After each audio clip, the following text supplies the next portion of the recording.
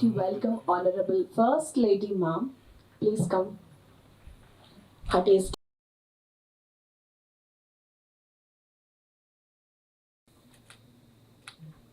Please rise to welcome His Excellency, the Honorable Governor of Andhra Pradesh, Sri Abdul Najib Sir, as he graces the occasion National Constitution Day of India. Welcome, sir. जनगण मन अधिनायक जय हे भारत भाग्य विधाता पंजाब सिंध गुजरात मराठा द्राविड उत्कल बंगा विंध्य हिमाचल यमुना गंगा उच्चल जलधि तरंगा तव शुभ नामे जागे तव शुभ आशीष मांगे गाहे तव जय गाथा जन गण मंगल दायक जय हे भारत भाग्य विधाता जय हे जय हे जय हे जय जय जय जय हे. Thank you. We now invite the Honorable Governor Sir to light the ceremonial lamp and offer floral tribute to the founding fathers of Indian Constitution, Dr. B.R. Ambedkar Sir.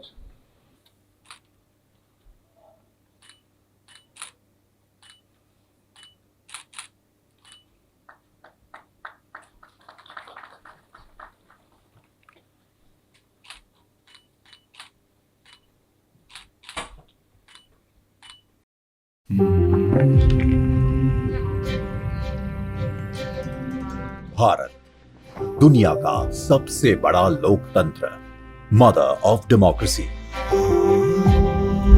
कई शताब्दियों की गुलामी के बाद जब देश नई शुरुआत के लिए खड़ा था, तो उसकी राह में पथ प्रदर्शक बना हमारा संविधान।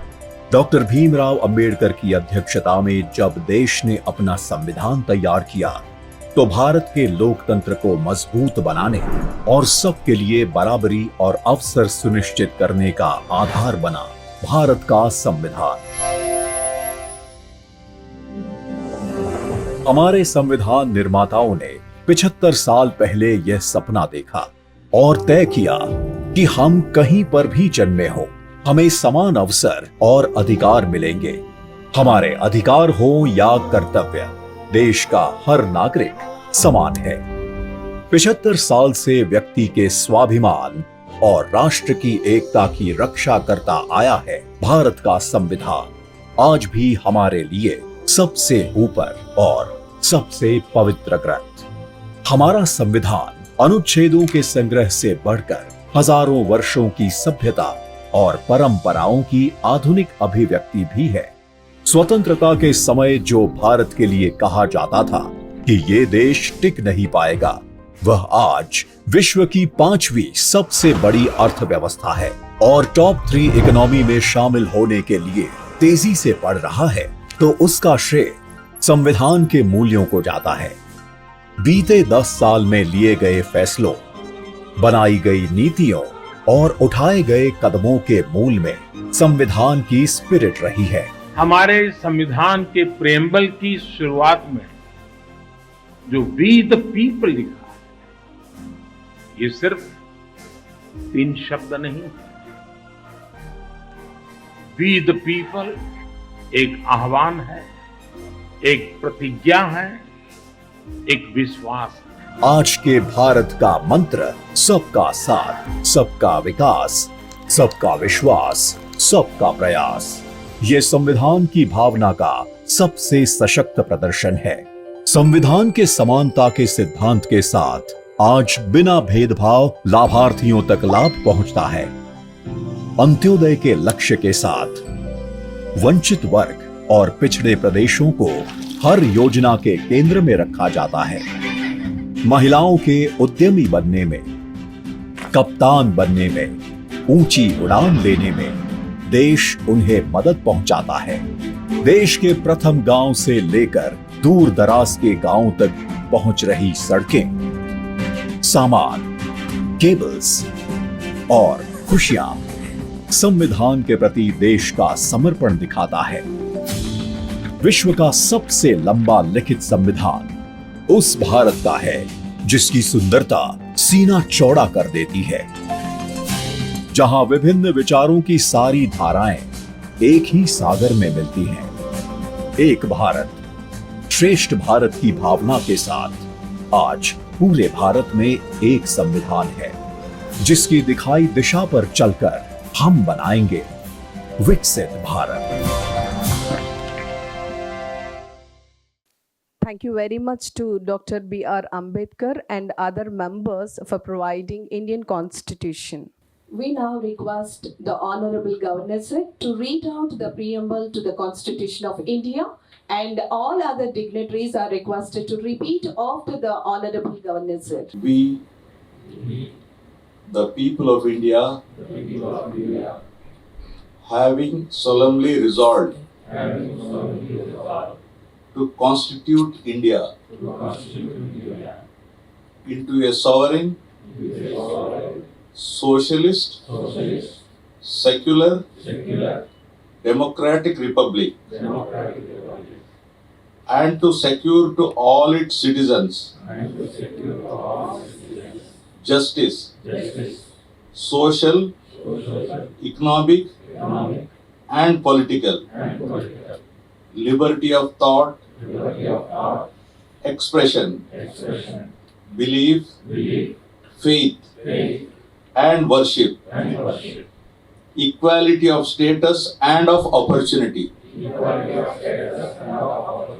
and to promote among them all fraternity, assuring the dignity of the individual and the unity and integrity of the nation.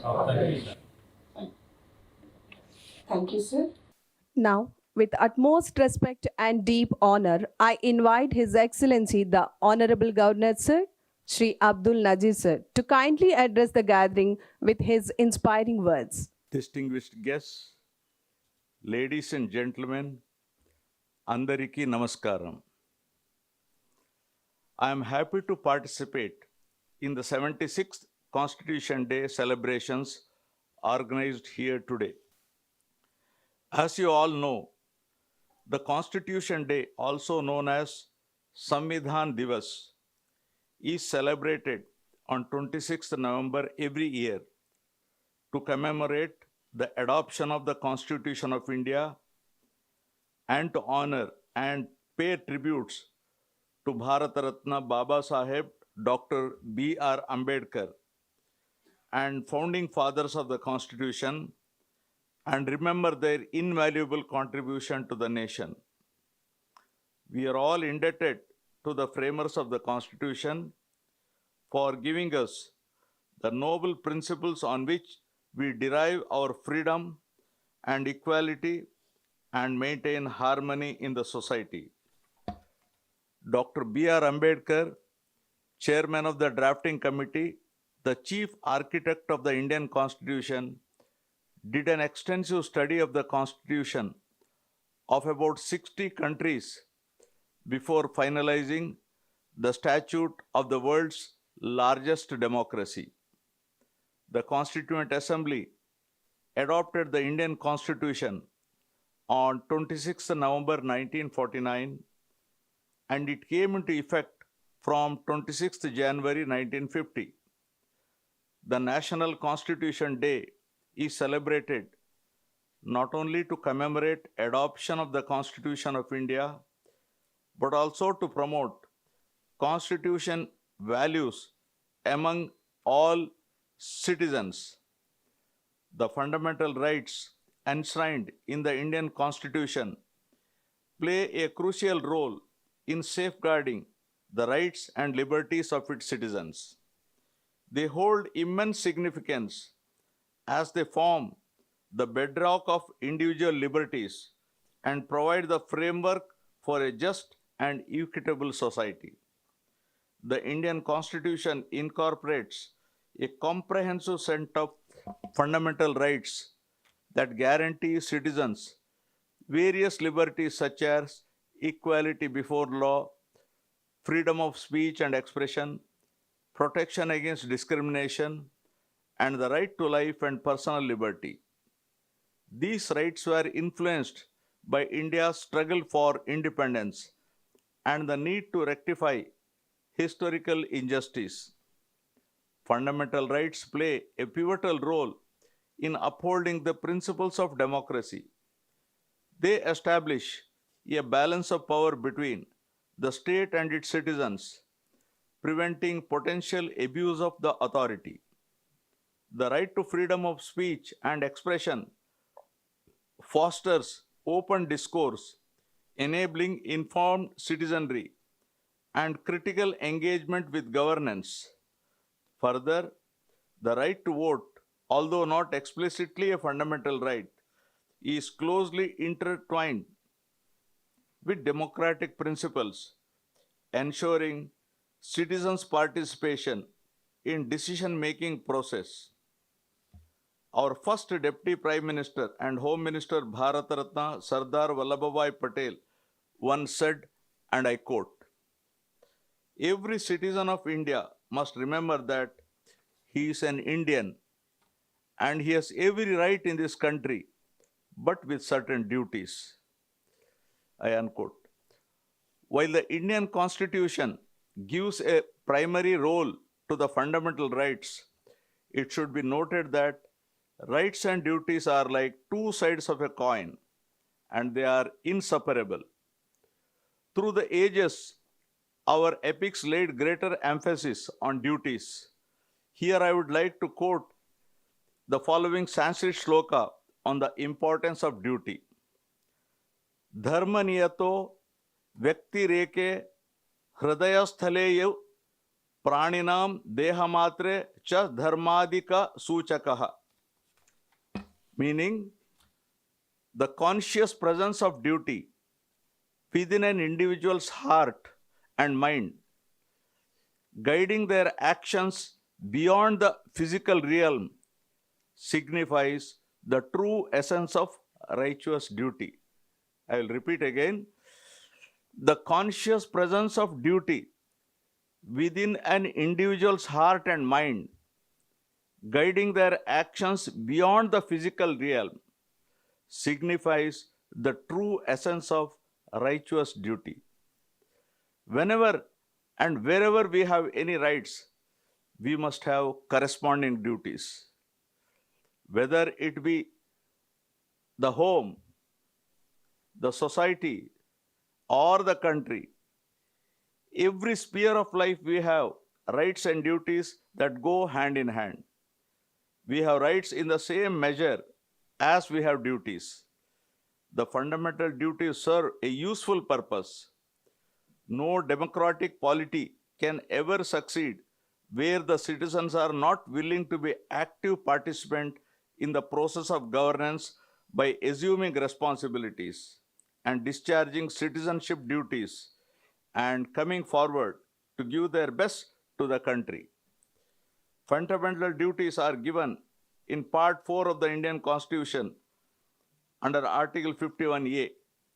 Fundamental duties are obligatory in nature, but there is no provision in the Constitution for direct enforcement of duties. Honorable judges are here. There is no sanction either to prevent their violation. It is expected that one should observe one's duties in order to seek the enforcement of one's fundamental rights. In the context, if a person approaches the court for the enforcement of any of his fundamental rights, the court may refuse to take a lenient view of him if it comes to know that the concerned individual has no respect for what is expected of him by the state as a citizen of the country. While determining the constitutionality of any law, if the court finds that it seeks to give effect to any of the duties, it may consider such a law to be reasonable and thereby save such law from unconstitutionality. For every right, there is a corresponding duty. Rights flow from duties well performed. Duty is an inalienable part of rights. What is duty for one is another person's right. Respect human life and not endanger rights of another person. If everyone perform his her duty, everybody's right would be automatically protected. Fundamental duties of citizens serve a useful purpose. No democratic polity can ever succeed where citizens are not willing to be active participant in the process of governance by assuming responsibilities and discharging citizenship duties and coming forward to give their best to the country. The value and preserve the rich heritage of the mosaic that is India. It should help to weld our people into one nation. The most important task before us is to reconcile the claims of the individual citizens and those of civic society. Awareness of our citizenship duties is as important as awareness of our rights. Every right implies a corresponding duty, but every duty does not imply a corresponding right. Man does not live for himself alone. He lives for the good of others as well as for himself. It is this knowledge of what is right and wrong that makes a man responsible to himself and to the society. And this knowledge is inculcated by imbibing and clearly understanding one's citizenship duties. The fundamental duties are the foundations of human dignity and national character. If every citizen performs his duties, irrespective of considerations of caste, creed, color, and language, the society will be uplifted. Rich or poor, in power or out of power, obedience to citizenship duty at all costs and risk is the essence of civilized life. On this National Constitution Day, let us assimilate the spirit of Indian Constitution and adhere to the values and the principles enshrined in it. Andariki dhanyavadalu. Jai Hind. Thank you very much, sir, for sharing valuable words for all of us. Thank you very much. Now I request Joint Secretary to the Governor, Raj Bhavan, Shri Surya Prakash sir, to propose the vote of thanks. Honorable Governor, sir. Honorable First Lady, Madam. Honorable Judges of High Court of Andhra Pradesh. Respected Chief Secretary, sir. Respected Special Chief Secretary to Governor, sir. Respected Chairman of various statutory bodies. Respected judicial officers. Respected dignitaries and ladies and gentlemen. On behalf of Andhra Pradesh Raj Bhavan, I express my heartfelt gratitude to all the dignitaries present here for gracing the celebrations of the Constitution Day, also known as Samvidhan Divas, in Raj Bhavan here today. This Constitution Day gives us an opportunity to remember the contributions of Dr. B.R. Ambedkar, Chief Architect of the Indian Constitution, and all members of the drafting committee, and pay our respectful tributes to them. I express my sincere gratitude to the General Administration Department for their support and cooperation. I also extend my sincere thanks to the officers and the staff members of Andhra Pradesh Raj Bhavan for making this necessary arrangements for successful conduct of the program. I request all the dignitaries to please join us for high tea arranged in the lawns of Raj Bhavan. Thank you, one and all. Jai Hind. Thank you very much, sir. May I request everyone to please rise for the national anthem.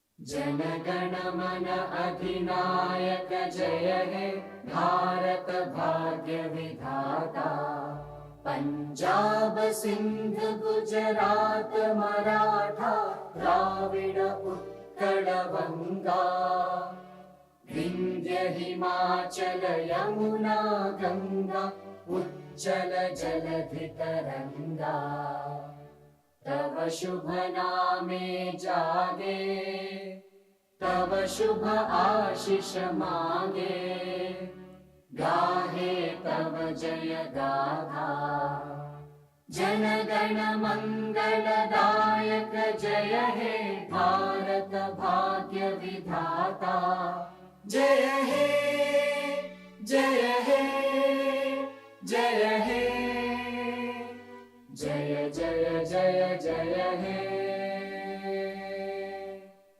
जय हिंद।